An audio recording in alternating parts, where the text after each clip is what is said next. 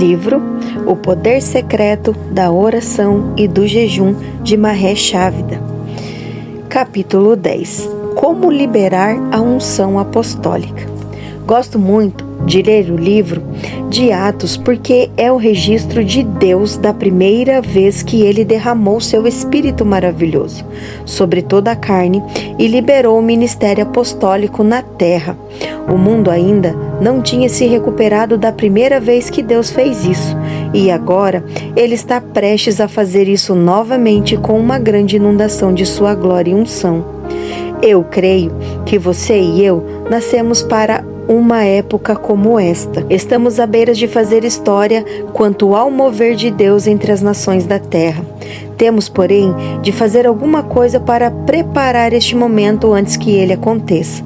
A glória divina em nós é como o ouro ou a prata preciosa, intimamente ligada pelo granito ou por outras estruturas de pedra.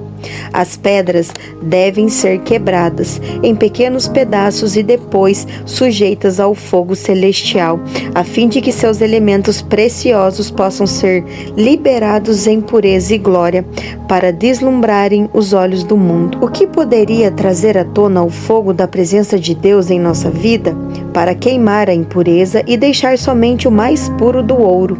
O que poderia quebrar os lugares duros do nosso coração para que Deus em nós pudesse fluir de nossa vida para aqueles que estão no mundo assolado da pobreza ao nosso redor? Qual é o crisol da unção capaz de transformar uma grande quantidade de ouro duro em barras de ouro sem preço e tesouros da paixão e ministério apostólico? O exemplo do Novo Testamento para a liberação da unção e poder apostólico são vistos nos livros de Atos. Na igreja da Antioquia havia profetas e mestres: Barnabé, Simeão, chamado Níger, Lúcio de Cirene, Manaém, que foi criado como Herodes, o tetrarca, e Saulo. Enquanto adoravam o Senhor e jejuavam, disse o Espírito Santo: separem-me Barnabé e Saulo para a obra a quem os tenho chamado. Assim, depois de jejuar e orar, impuseram-lhe as mãos. Enviados pelo Espírito Santo, desceram a Seleucia e dali navegaram para Chipre. Atos 13, 1-4. Qual é a prova de que o ministério apostólico foi liberado no primeiro século? Ele está claramente liberado no contexto da igreja, orando fervorosamente e jejuando em grupo. E nessa atmosfera que o Espírito Santo claramente fala, com uma direção específica e definida, foi em obediência a uma direção específica do Espírito Santo que os líderes da igreja de Antioquia impuseram as mãos sobre Barnabé e Saulo, jejuando e orando. O que isso significa para nós hoje? Notícia urgente: Deus e seus dons são sobrenaturais. Por séculos, a igreja moveu-se com dificuldade, com motor a meia força, quanto a ministrar apenas 3 dos 5 domas ou 5 dons que Deus originalmente pretendia que ele tivesse. O ministério dos apóstolos e profetas foi rejeitado e tido como acabado com a morte dos apóstolos originais, enquanto a posição de evangelistas, pastores e professores, de certa maneira, escapou da sepultura que reivindica as 2 primeiras. O resultado é tão previsível como se a pessoa decidisse que seu carro de 6 cilindros correria melhor se desligasse 2 ou 3 cilindros, considerando desnecessário. Para piorar as coisas, quase todos dentre os 9 dons sobrenaturais listados pelo apóstolo Paulo em 1 Coríntios 12 foram também rejeitados como não mais necessário. É considerado mortos com os apóstolos e profetas. Apesar da emanente sabedoria do homem, Deus não errou. E ele disse o que disse no livro de Efésios, em 1 Coríntios 12 e em Romanos 12, por um motivo muito específico. O próprio Deus é o reavivamento, são, por definições sobrenaturais. Assim, não interessa o qual desconfortável homens e mulheres se sinta com o sobrenatural, Deus continuará para sempre da mesma forma com seus dons. Documentos históricos provam que todos os grandes reavivamentos e despertamentos do mundo foram dirigidos por líderes ungidos, cujos ministérios apaixonados eram acompanhados de sinais sobrenaturais e maravilhas, bem como cheio de uma gama de dons carismáticos do Espírito. O grande reavivamento que hoje vemos surgindo não é exceção. Precisamos com urgência do poder da autoridade e da liderança apostólica durante essa grande ceifa mundial. Por essa razão, Deus está chamando a igreja no final dos tempos para a sua plenitude do ministério de 5 partes. Precisamos correr com todos os cilindros se a glória de Deus for verdadeiramente cobrir toda a terra. Não podemos mais nos contentar em cochear sem uma supervisão apostólica ou sem um insight ou visão do ofício profético da igreja. Neste reavivamento, em um só momento, sinais e maravilhas destruíram instantaneamente décadas e até mesmo séculos das obras malignas da escravidão do inimigo, liberando centenas de milhares para receberem a Cristo como Senhor em uma só noite. Isso pode acontecer apenas pelo intermédio do poder do Espírito.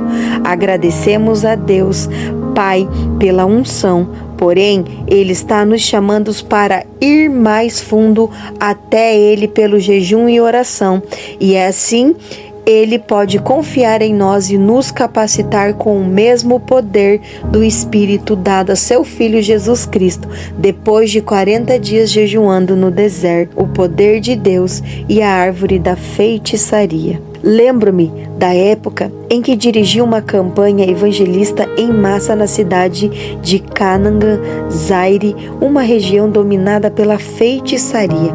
Essa campanha, conduzida pelo nosso ministério, foi a primeira na região a ser realizada por aqueles que eram cheios do Espírito Santo. A despeito da oposição agressiva dos poderes dos mestres em bruxaria que dominaram aquela região por muitos anos, as coisas estavam indo bem. Desde o começo, eles apregoavam publicamente maldições contra nós. A maioria das pessoas tinha medo daqueles servos de Satanás.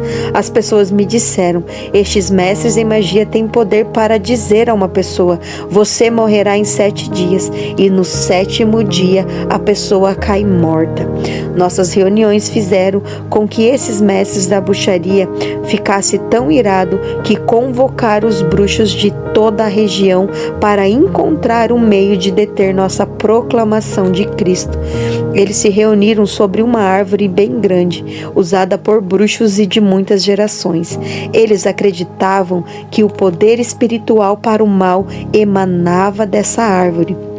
E foi ali que os mestres da bruxaria conduziram cerimônias malignas e comeram carne humana enquanto enviavam palavras de maldição para o nosso encontro evangelístico que aconteciam a alguns quilômetros dali. Na noite final da campanha, os bruxos novamente se reuniram sobre a árvore magia de feitiçaria para fazer adoração a rituais demoníacos. Esses homens e mulheres estavam completamente dominados pelas trevas de Satanás e maldiçoavam com ira os cristãos, comiam carne humana e discutiam um plano para deter nosso encontro, já que nada que tentara havia funcionado. No final da minha mensagem daquela noite, o Senhor me disse para quebrar o jugo de bruxaria que havia naquela região e libertar o povo do seu poder. Enquanto os bruxos se assolavam sobre a árvore de encantamento, eu declarei de diante de milhares de pessoas reunidas em nosso encontro evangelístico: Satanás, eu amarro você. Tenho autoridade sobre o espírito de bruxaria e quebro toda a maldição de feitiçaria sobre esta região. Naquele momento, de acordo com os relatos de diversas testemunhas oculares da região onde os mestres de bruxarias estavam reunidos, chama de fogo faiscaram dos céus, a aproximadamente de 10 a 12 quilômetros de distância de onde estavam reunidos, e caíram sobre a árvore de feitiçaria. O fogo instantaneamente inflamou a árvore. Os galhos, que mediam cerca de 10 metros, foram consumidos de cima a baixo. Eles não dividiu o tronco ou os galhos como normalmente aconteceria a uma árvore atingida por um raio. Esse tronco queimou durante 3 dias e foi consumido até o tamanho de um ser humano. Ele estava lá até hoje como um palito de fósforo usado, uma lembrança muda do poder do nome de Jesus. Aprendemos sobre o detalhe deste milagre com alguns dos próprios feiticeiros. Eles disseram que quando o fogo desceu e começou a queimar a árvore de feitiçaria, alguns dos bruxos ficaram cegos, outros foram queimados e alguns deles arrependeram quando viram o poder incrível de Deus. Eles vieram até nós nos contando essa história e nos disseram que gostariam de ser salvos. Quando visitei o lugar em que a árvore da feitiçaria estava, e ali fiquei diante do tronco carbonizado que marcavam tudo que restava do domínio maligno de Satanás. Naquela região, lembrei-me do confronto de Elias com os profetas de Baal em 1 Reis 18. Meu espírito saltou no meu íntimo e clamei como fez Eliseu quando o manto da unção caiu sobre ele: onde está agora o Senhor, o Deus de Elias? 2 Reis 2,15. Eliseu estava com sede, ele estava com fome de ver a manifestação do poder de Deus passar para a sua geração.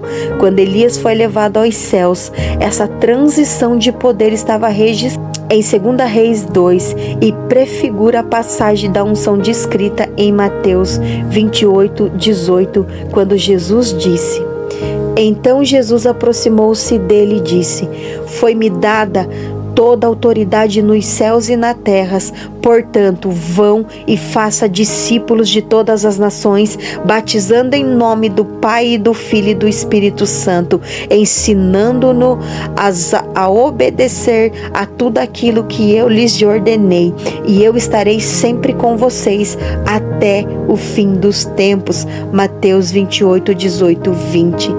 Há séculos a igreja tem permanecido naquele monte como estava, olhando pasmado para os céus, esperando que Jesus faça dos céus o que ele nos capacitou para fazer por intermédio do Santo Espírito na terra.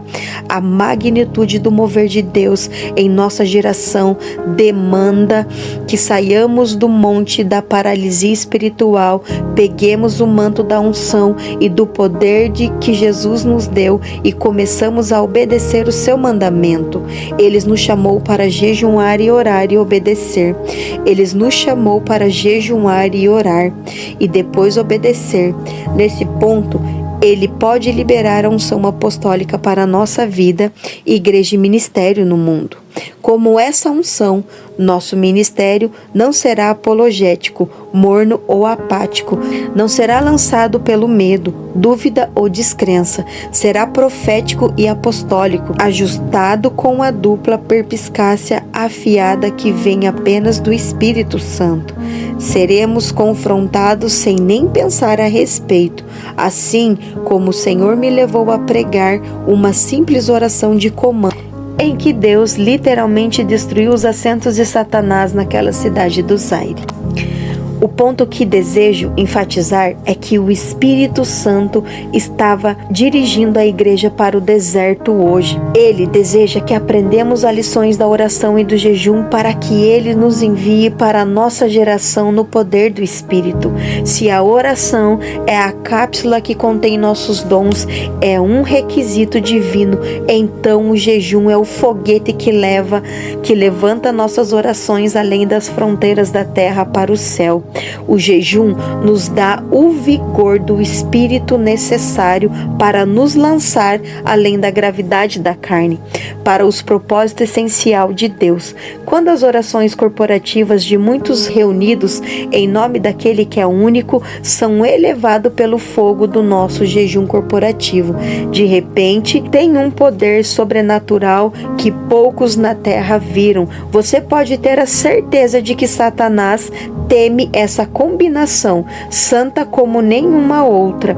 Todas as vezes que o poder de Deus ousou colocar de lado suas diferenças ou preocupações pessoais para buscar a Deus em oração e jejum, juntos como uma só semente e um só acordo, coisas terríveis aconteceram ao reino das trevas, enquanto coisas maravilhosas e miraculosas aconteceram à humanidade. Fico perplexos ao ver que apenas poucos cristãos perceberam que Jesus treinou especificamente seus discípulos para o jejum. Ele ensinou: quando jejuarem, não mostrem uma aparência triste como os hipócritas, pois eles mudam a aparência do rosto a fim de que os outros vejam que eles estão jejuando. Eu lhes digo verdadeiramente que eles já receberam sua plena recompensa. Ao jejuar, arrume o cabelo e lave o rosto, para que não pareça aos outros que você está jejuando,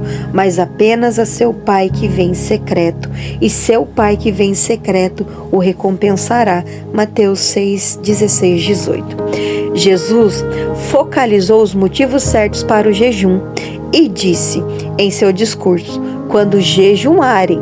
Novamente, perceba que Jesus não disse se decidirem jejuar ou se sentirem-se dirigido pelo Espírito em um dia para jejuar. Não, ele falou de jejuar com a mesma finalidade e expectativa quando falou a respeito da oração. Ele disse: quando orarem, e não se orarem. E ele disse: quando jejuarem e não se jejuarem. Por quê? Porque Jesus esperava que seus discípulos jejuassem bem como orassem. A abundância da chuva está chegando. O jejum tira você da esfera natural e o transporta para a esfera sobrenatural. Esse é o único lugar em que você pode ter a revelação, autoridade e poder sobrenatural do Espírito Santo. À medida que encontramos o novo milênio, vejo a igreja virtualmente no mesmo lugar que o profeta Elias estava, quando orou pela chuva no Monte Carmelo, depois de profetizar ao maligno rei Acabe que a chuva viria para terminar com os 3 anos de seca. No início não havia nenhuma nuvem no céu, mas ele continuou orando. Após uma longa seca na igreja, profetizamos que as chuvas estão chegando e, como Elias, fomos focados em um lugar alto como a face entre os joelhos. Esse é o melhor lugar em que poderíamos estar. Observe novamente a história de Elias. E Elias disse a Acabe: vá comer e beber, pois já ouço o barulho de chuva pesada. Então Acabe foi comer e beber, mas Elias subiu até o alto do Carmelo, dobrou-se até o chão e pôs o rosto entre os joelhos. Vá e olhe na direção do mar, disse o seu servo. E ele foi e olhou. Não há nada lá, disse ele, 7 vezes. Elias mandou: volte para ver. Na 7ª vez, o servo: uma nuvem tão pequena quanto a mão de um homem está se levantando do mar. Elias disse: vá dizer a Acabe: prepare o seu carro e desça antes que a chuva o impeça. Enquanto isso, nuvens escuras apareceram no céu, começou a ventar e a chover forte. 1 Reis 18, 41, 45. Estamos agora no final da aridez de uma terra seca. A igreja está começando a ouvir o som da abundância de chuva. Vimos as primeiras gotas de chuvas da glória de Deus descendo em lugares estratégicos ao redor do mundo. Um rio está começando a surgir. A evidência é clara. Enquanto os milhões curvam sua face entre os joelhos num jejum e intercessão o mais honesto possível, o Santo Espírito está sendo derramado sobre seu povo novamente. Estamos testemunhando uma aceleração da colheita das almas ao redor do globo. Uma nuvem tão pequena quanto a mão de um homem está se levantando do mar. Corajosamente profetizamos para essa geração. Prepare-se para um derramamento que vai elevá-lo e vai mudar a geografia e a face da terra. O rio de Deus está crescendo para encher totalmente. Prepare-se para ver a glória de Deus cobrir a terra. Acredito que estamos fazendo muitas coisas pela nossa força nos anos modernos, mas precisamos tirar as mãos desse mover divino. Esse é o seu reavivamento e a sua colheita. Nesse tempo não há lugar para a carne da humanidade. Glorificar-se em sua presença ou controlar ou manipular em sua ausência. O céu ficou pesado, nublado, com ventos e uma chuva torrencial vem chegando, e esse é o poder miraculoso de Deus chegando a essa geração. Devemos orar por isso. Já vimos manifestações de glória de Deus. Como em Ezequiel 47, o rio está subindo, uma nova onda de glória sobrepujará todas as outras. Ela será maior do que o derramamento que aconteceu em Azusa, no início da década de 1990. Seu brilho excederá o da última chuva e dos reavivamentos de cura de 1940 e 1950. Ela impactará a cultura mais do que a onda da unção que varreu a América durante o movimento.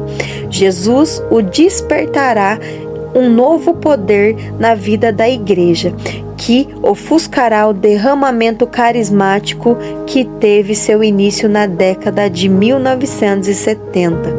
Você e eu devemos ser servos dessa nova onda da glória de Deus, mas primeiro devemos orar por ela. Então ela mergulhará você na unção divina como nunca aconteceu antes, o levará a lugares em que nunca esteve antes e levará a fazer coisas que nunca fez antes. Jejuando e orando juntos, podemos vencer todo obstáculo, obstruções e montanhas que bloqueiam o caminho entre nós. E o nosso destino é chamado corporativo em Cristo. A vitória está apenas na esfera do Espírito e por isso o demônio aproveita cada oportunidade para nos desviar do hábito da oração e do jejum, levando-nos de volta para a rotina natural.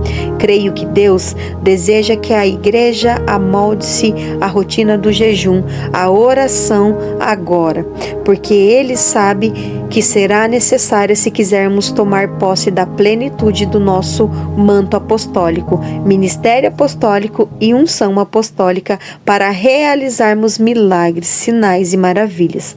Hoje, o Senhor está perguntando: vocês serão um povo que terá visão. Minha visão é estarem prontos a pagar o preço por meio da oração e do jejum. Agora deixe trazer isso para mais perto de você. Você está disposto a pagar o preço? O reavivamento e colheita global nunca aconteceram a menos que pessoalmente nos envolvamos com o propósito de Deus pela obediência da oração e do jejum. O solo do nosso coração deve estar preparado para receber a semente salvadora de Jesus. Isso pode ser feito de antemão apenas pelo trabalho de amor dos nossos joelhos diante do Pai de todos. À medida que trabalhamos com nossos joelhos, Deus libera o poder que liberta as pessoas. Novamente, esse reavivamento e essa colheita das almas não acontecerá da maneira com que pensamos ou da maneira que nós sempre usamos no passado. Esse mover de Deus apenas seguirá os padrões revelados na sua palavra. Paulo disse ao cético povo de Corinto: minha mensagem e minha pregação não consistiram de palavras persuasivas de sabedoria, mas consistiram de demonstração do poder do Espírito, para que a fé que vocês têm não se baseasse na sabedoria humana, mas no poder de Deus. 1 Coríntios 2, 4, 5. Enquanto jejuamos e oramos, Deus nos dará divino favor em relação aos governantes oficiais, líderes da cidade e de outros guardas que podemos encontrar pelo caminho, ou até mesmo em relação ao clima. Este é o poder de Deus. Lembro-me da época em que Bonnie e eu alugamos um pequeno avião e voamos para o interior da África, para a cidade de Kikwit, do Zaire, na primeira noite em que estávamos lá. Pregamos para 40.000 pessoas. A maioria delas nunca ouviram o evangelho pregado com poder. Quando o poder de Deus desceu, um garoto de 10 anos de idade que havia sido coxo por toda a sua vida, intensamente começou a andar. Então, no poder do Espírito Santo, eu disse: há um tumor gigante no estômago de alguém aqui e está desaparecendo. O procurador-geral da província de Bandudu, que inclui Kikwit, estava no meio da multidão naquela noite e havia sido diagnosticado com um grande tumor na área do intestino. Ele veio até mim e disse diante de toda a multidão: ele apareceu de repente e de repente sumiu. Quero servir Jesus por toda a minha vida. Esse é o poder de Deus. Não muito depois de nossa campanha em Kikwit, diversos ministérios em uma fatal eclosão da febre hemorrágica Ebola chegou à cidade. No entanto, Deus enviara seus servos para preparar o povo dessa região com a mensagem de salvação e o poder do Santo Espírito. Diante daquela mortal eclosão, isso revela a misericórdia e o amor de Deus e como Ele quer usar pessoas comuns como nós para confrontar o inimigo e trazer os perdidos a Jesus. Deus deseja nos dar sinais e maravilhas e milagres hoje, com o propósito de promover o Evangelho e glorificar o seu nome. Quando respondermos o seu comando, ide, então os sinais e maravilhas certamente seguirão. Entretanto, como Jesus, devemos genuinamente nos comprometer a tocar e a abençoar os necessitados ao nosso redor. Os milagres que Deus nos dá não devem ser considerados brinquedos carismáticos para que os usemos de modo inconsequente ou algo que nos faz rir. São sinais maravilhosos do poder e o amor que devem ser administrados humildemente para a sua glória. Lembro-me da ocasião em que tive uma reunião no denso cerrado da África Central, onde milhares de pessoas se reuniram. O lugar era tão afastado que não havia prédios ou tendas disponíveis para proteger as pessoas do sol ou dos fenômenos atmosféricos. Era uma verdadeira reunião a céu aberto e entre milhares de pessoas reunidas para ouvir o Evangelho havia centenas de crianças e bebês de colo. Ordene as nuvens que saiam. Enquanto eu me preparava para pregar para o povo, uma tempestade com muitas nuvens escuras e pesadas se ajuntou bem em cima da nossa cabeça. Elas não se dissipavam do céu. Elas definitivamente estavam colocadas ali como se alguma força invisível as tivesse movido para aquela posição. Seria um desastre se o aguaceiro viesse naquele momento. Não havia nenhum lugar para correr e os raios poderiam tornar aquele momento em uma situação fatal. Estava orando bem baixinho a respeito disso, quando um dos líderes local de repente anunciou para a multidão: e agora o homem de Deus da América, Mahesh Chavda, orará e ordenará as nuvens que saia. E se virou para mim. Engoli seco e fui para a frente pensando: Senhor, não sei como fui colocado neste lugar, mas o Senhor é o único que pode responder essa oração. Por favor, responda meu pedido em nome de Jesus. Então pedi que Deus dispersasse as nuvens enquanto a multidão me ouvia e me assistia. As nuvens se dissiparam em poucos minutos e pude continuar a pregar o Evangelho sem que um único pingo de água caísse sobre a multidão. Este sinal milagroso e maravilhoso foi uma grande testemunha do poder de Deus aos africanos, e muitos vieram a Jesus naquele dia por causa da manifestação aberta de seu poder e força. Quanto maior o poder de Deus, maior a oposição do Satanás contra nós. Como de costume, se pagarmos o preço em obediência por meio da oração e do jejum, Deus terá uma força de transformar aquilo que o inimigo havia planejado para o mal em algo incrivelmente bom. Em muitos casos, durante a colheita que está por vir, essa transformação pode literalmente ser um sinal e uma maravilha que trará convicções aos não salvos e glória de Deus. Enquanto ministrava na cidade de Buji-Mayu, um centro de bruxaria em Kasai, Zaire, milhares de pessoas nasceram de novo. Os feiticeiros e mestres em bruxaria ficaram extremamente irados porque não havia ninguém mais para pagar-lhes para amaldiçoar as pessoas. As pessoas que haviam amaldiçoado estavam sendo salvas e as maldições não faziam mais efeito. Em outras palavras, o Evangelho de Jesus Cristo estava tirando o negócio dos feiticeiros. Em represália, os feiticeiros arrumaram um jeito de mandar o chefe da feitiçaria para a nossa reunião, a fim de que ele pessoalmente lançasse uma maldição contra mim. Enquanto orava pelo povo, em diversas filas de oração, esse chefe dos feiticeiros fingiu estar doente e assim conseguiu misturar-se entre as centenas de pessoas que esperavam por oração na fila. Ele era um desconhecido para mim e ficou no final da terceira fila. Os pastores locais o conheciam, mas estava com tanto medo de suas pragas que ficaram quietos sobre a identidade do homem.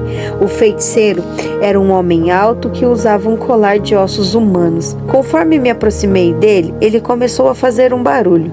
Depois emitiu um som que não era humano. Era como uma combinação de sons de 14 a 15 animais diferentes. Fiquei com o cabelo em pé enquanto ouvia os grunhidos e via seus olhos revirarem. Tive o discernimento claro para saber com quem eu estava lidando e disse para mim mesmo: esse homem necessita de muita ajuda. Não fiz nenhuma oração brilhante para sua libertação.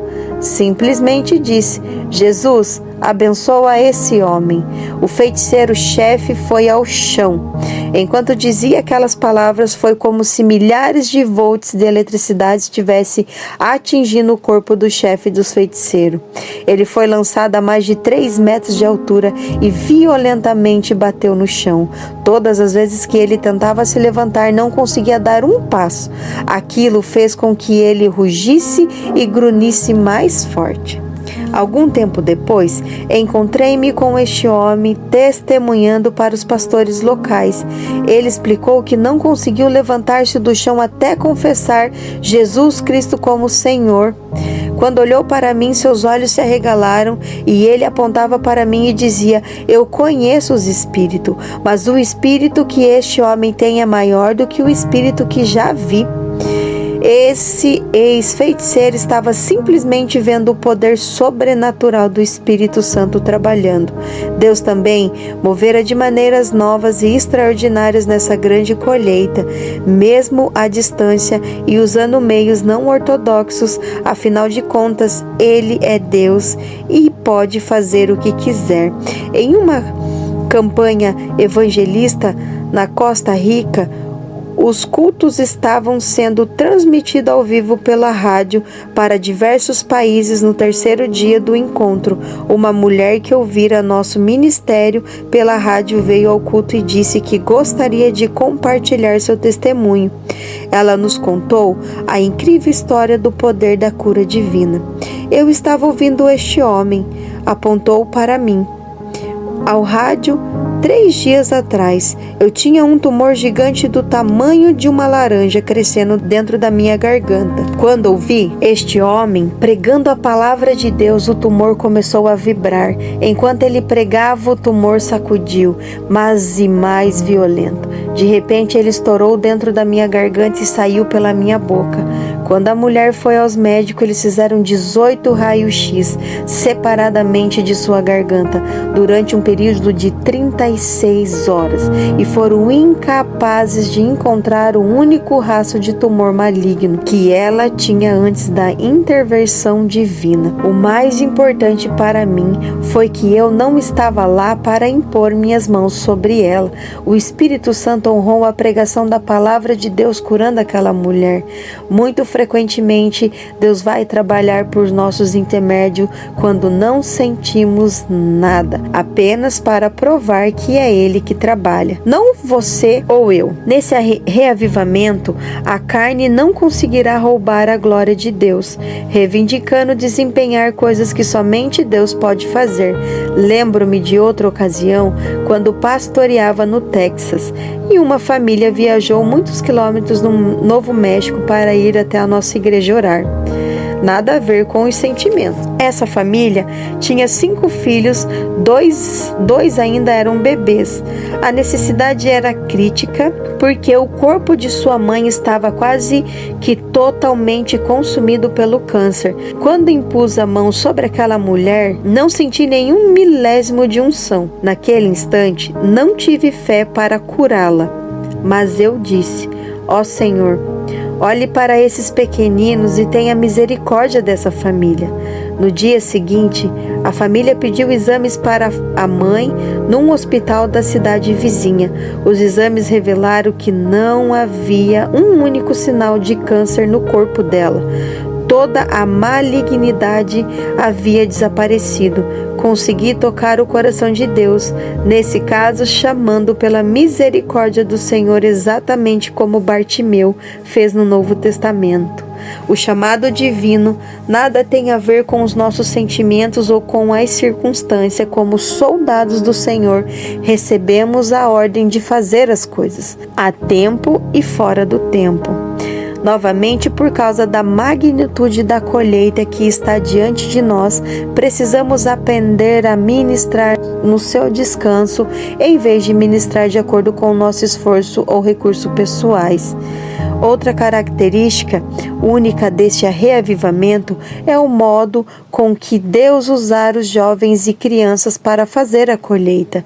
Também acredito que Ele os usará de um modo que nos parece totalmente extraordinário e estranho, mas ainda será Deus. Certa vez eu estava ministrando em Houston quando orei por um grupo de 70 crianças que tinha vindo à frente para ser cheia do Espírito.